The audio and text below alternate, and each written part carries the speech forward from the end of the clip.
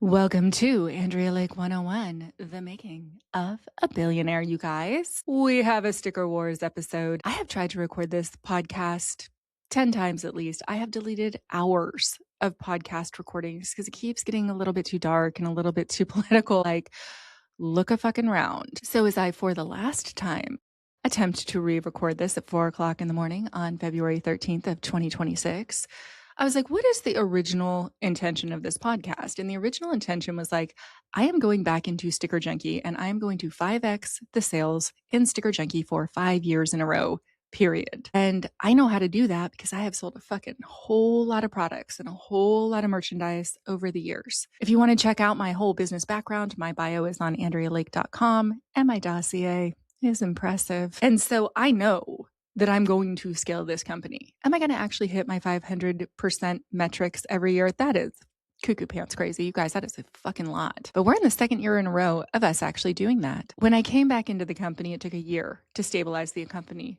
New equipment, new machinery, new people, all of the training, all of the things. Then the second year back in the company, we went from $438,000 in revenue to in 2025 doing $1.87 million in revenue. So that is just shy of 500%. So did we hit our 500% goal? No, not quite, but just a fucking bout. Am I disappointed with like 482%? I am not. I am 0% disappointed. In 2026, we are going from just shy of 2 million in revenue to 10 million in revenue in a single calendar year. That sounds not possible. That sounds cuckoo pants crazy. That really does sound like I'm making it up as I go along. But I'm not just saying, hey, I'm going to go do this. I'm saying, hey, I have a podcast. Come watch me. Come watch me do it. Come watch how I do it. And then in the midst of all of that, what should fall in my pretty little fucking lap but StickerGate? Like, I was doing this anyway. I was going to rebuild this company anyhow. So we had something go super viral in the last couple weeks. And then StickerMule, just by the grace of God, decided to go political on their social media again, on their literal, actual corporate social media. Yes, please, let's go. So now, up until this point, Anthony Constantino, who is my biggest competitor, who is the co-founder and CEO of a company called StickerMule, did a couple of things this week. So he put out a political reel on StickerMule, and he also announced a give back advertising program for StickerMule. That is wild. And he gave a 40-minute press conference about it. So I watched it so you don't have to. And you guys, besties, whoo, it's a lot.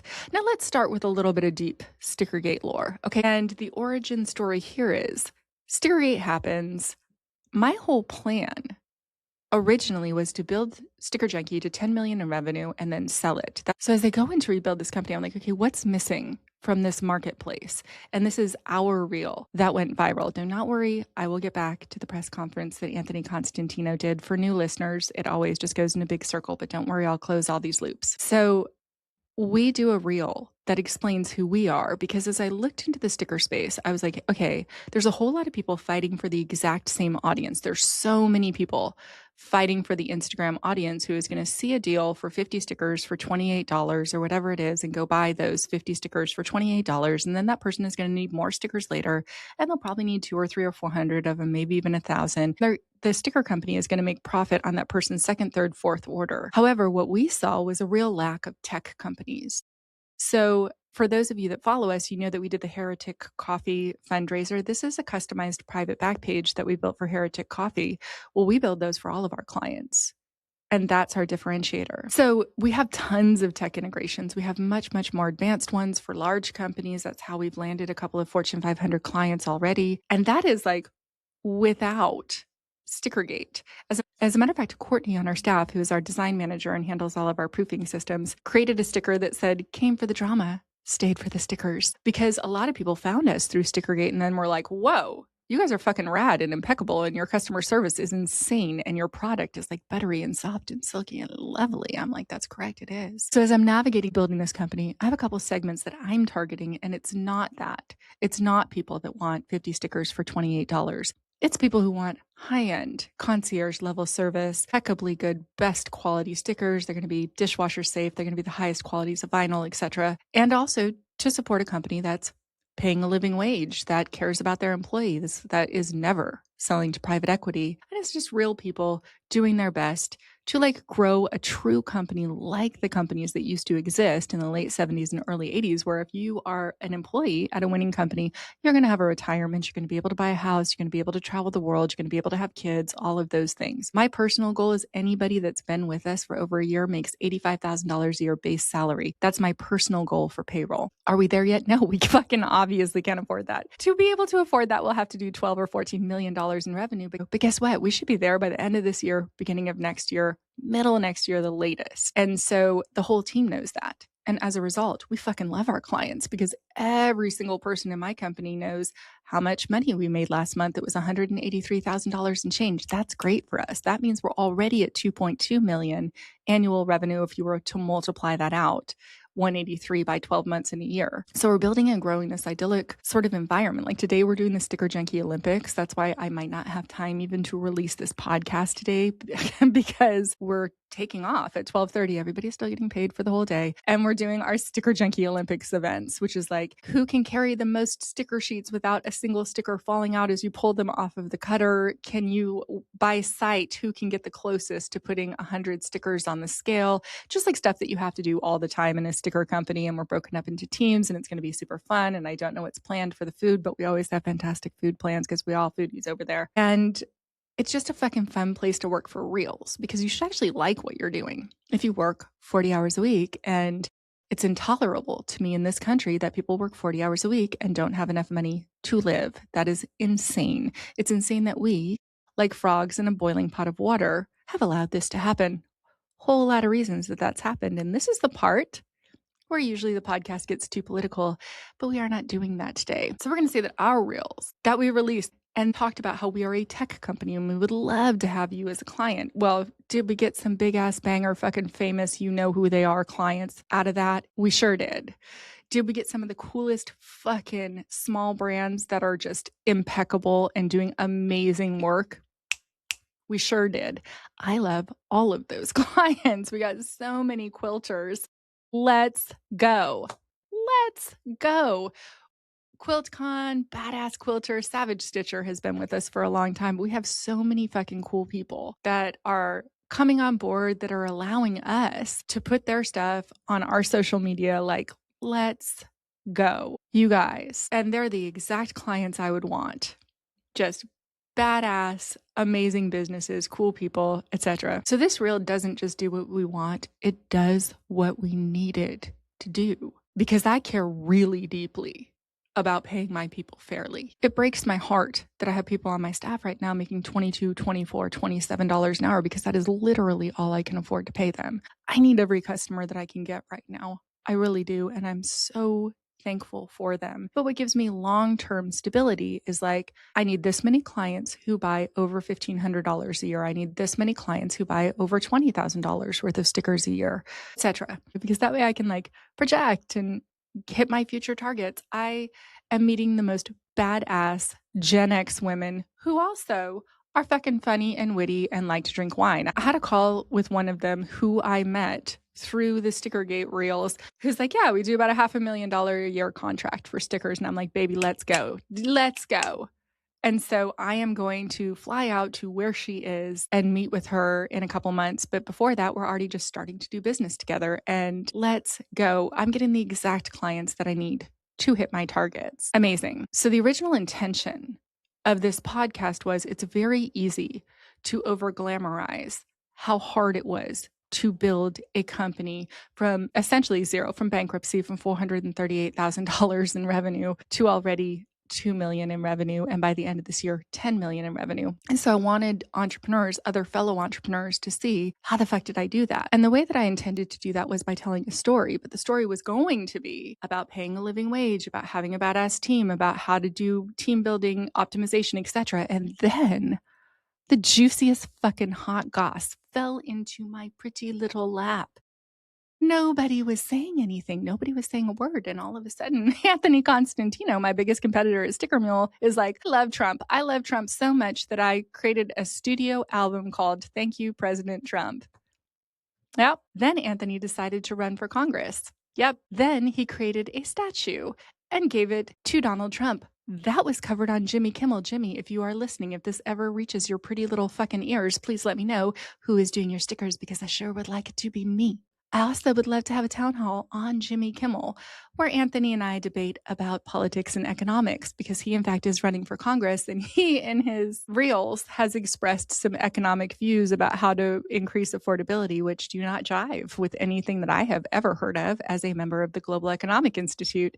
They quite frankly don't make sense to me or to economics, because anyone who says we have to reduce the costs of things, of items, that's the incorrect answer.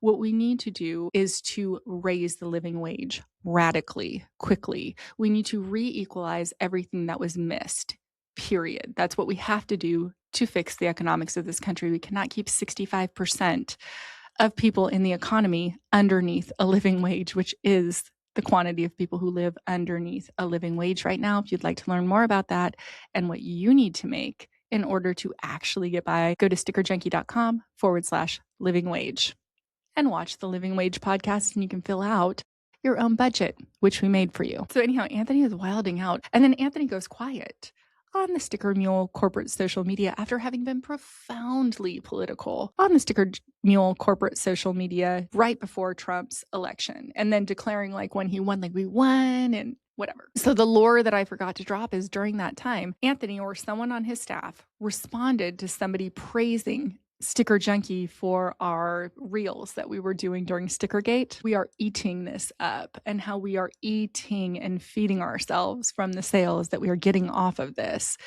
and really just praising how we're showing up on social media. This was on 7/24 of 2024, right after StickerGate happened.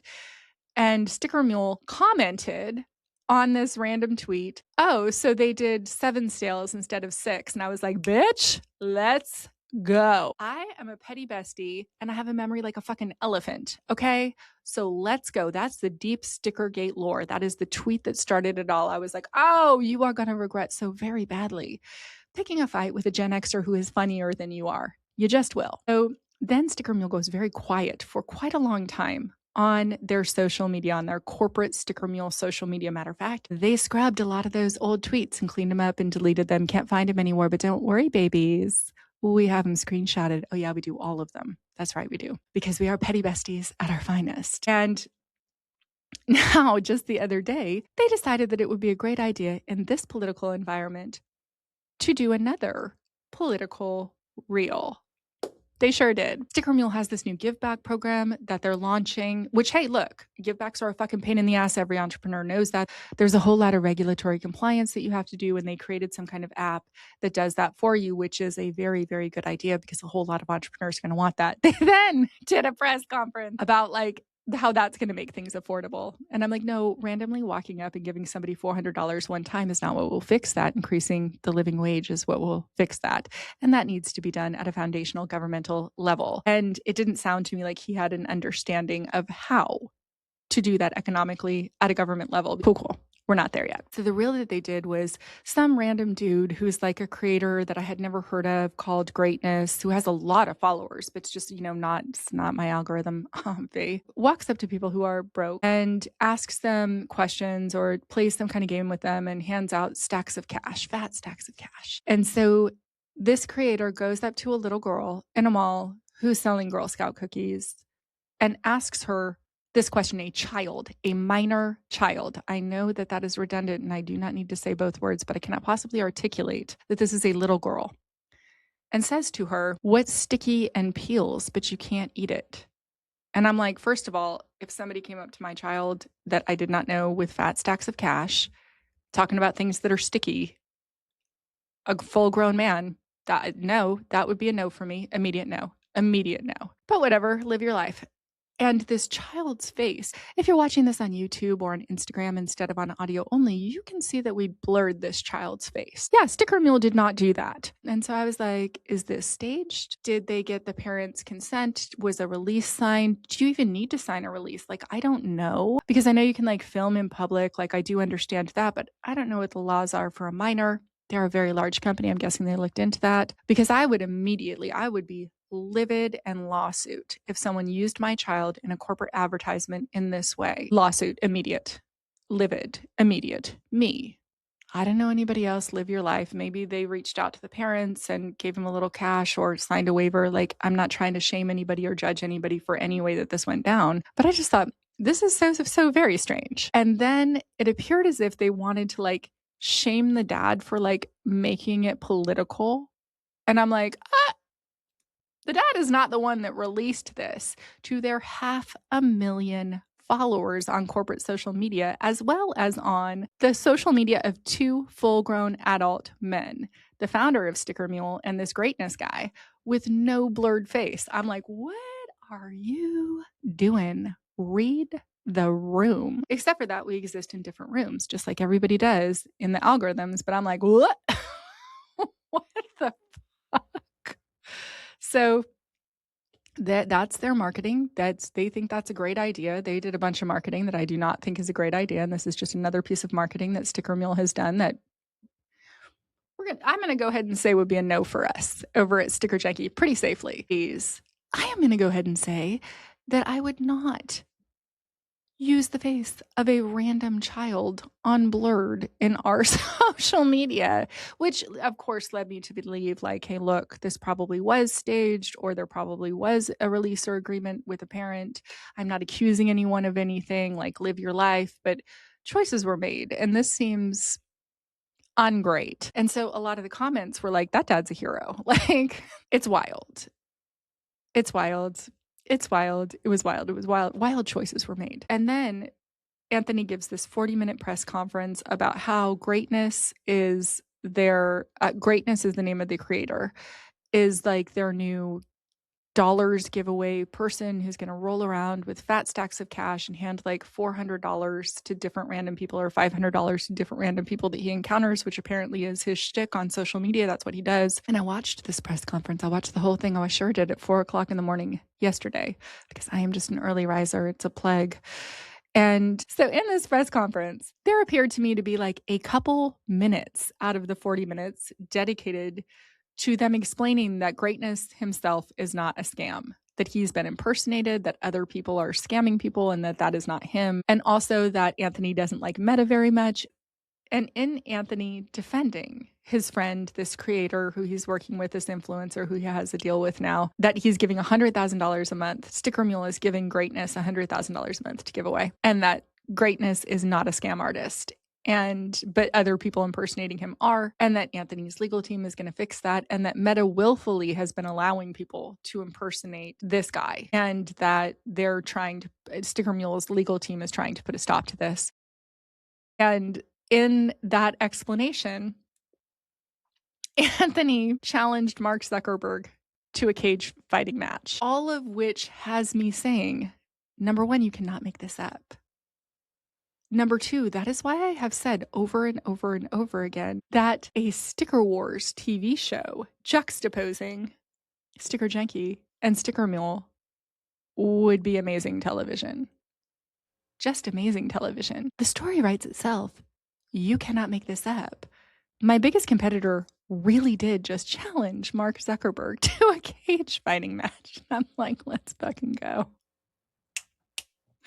Let's go. Do it. Do it. I would love it. I would love that. I would 1,000,000% love that. And that is why I keep saying a StickerWars TV show, which I have a treatment written for, which I have already presented, would be an incredible TV show to watch, because this is a madcap Tiger King-esque $42 billion industry, and you cannot make up the personalities of the people involved. So I did a really quick reel last night, just off the cuff after I had a glass of wine, where I was just like, at what point do I not just say, am I really just the next contestant on jury duty and everybody else is just actors? What version of the simulation is this where I'm like, yo, I am rebuilding the company anyway. I am just here doing this anyhow. And then all of a sudden, the story of a lifetime drops in my lap. It's like the universe is saying, how fucking fun and funny and interesting and compelling could we make this journey of you rebuilding your company? And a whole bunch of clients are coming around and going, whoa, what did that guy just say? Did he just say that out loud?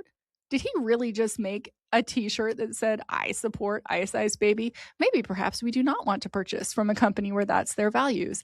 And then they come over and check out my company, StickerJunkie.com. And we're like, welcome, besties. We would love to have you here. We'd love to print for you. Oh, did our sales double last week? Yes, they did. What did our turn time? What happened to our turnaround time? Well, we went from 3.7 day turnaround time to 3.9 day turnaround time from the time that the proof is approved to the time that the stickers leave our facilities.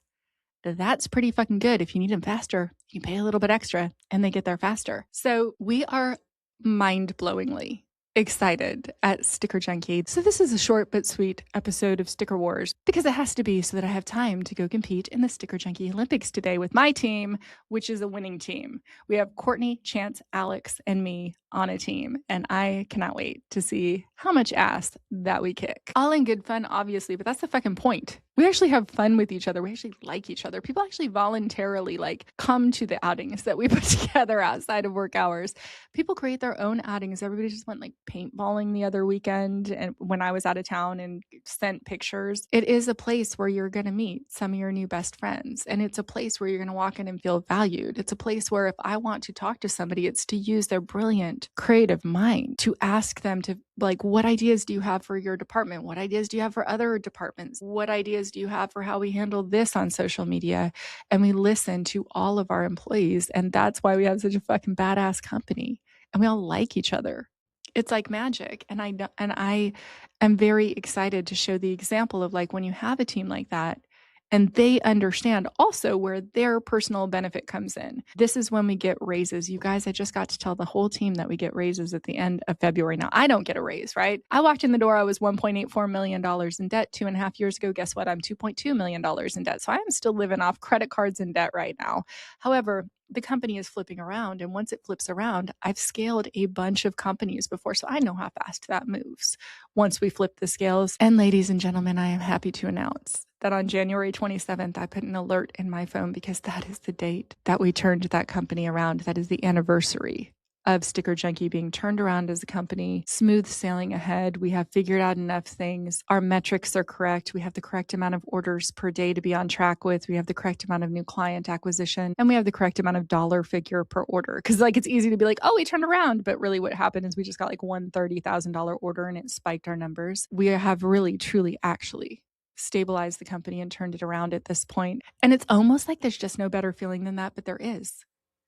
And that is when we have made the company a true success. And I am completely debt-free. The company is completely debt-free. All of my employees are making a comfortable living wage. I am actually able to go ahead and pull a living wage out of there myself instead of living on credit cards and debt. And that will be the win.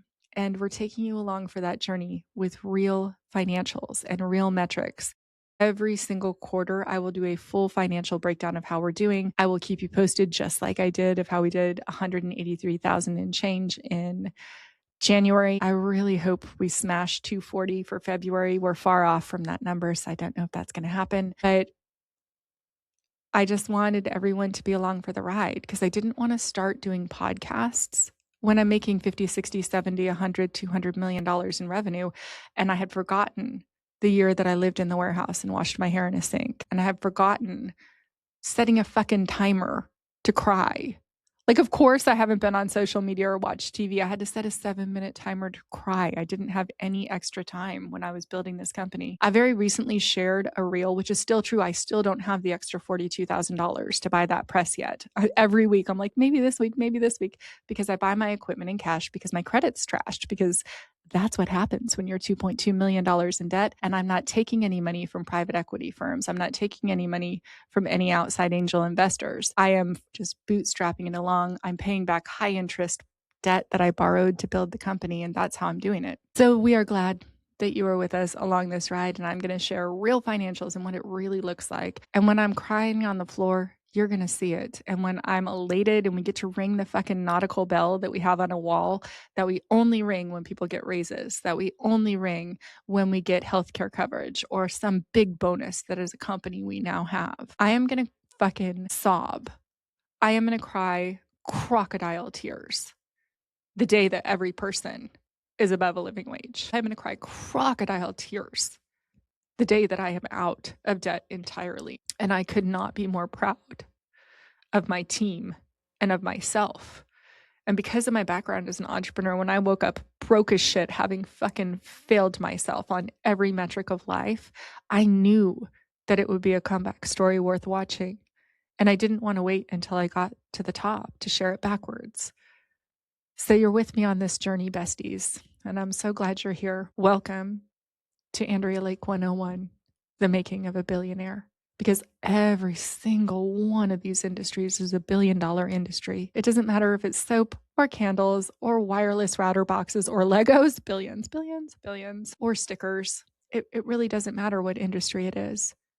And it has never been more clear in the United States that we need to be way more picky about who we're spending our dollars with. And we need to be way more choosy about who the people that run large companies and build society are. And I hope to be part of the solution to that. That's it for me today. I will see you guys next time on Andrea Lake 101, the making of a billionaire. So grab your popcorn, grab your wine, and as always, I will come in piping hot with all of the tea.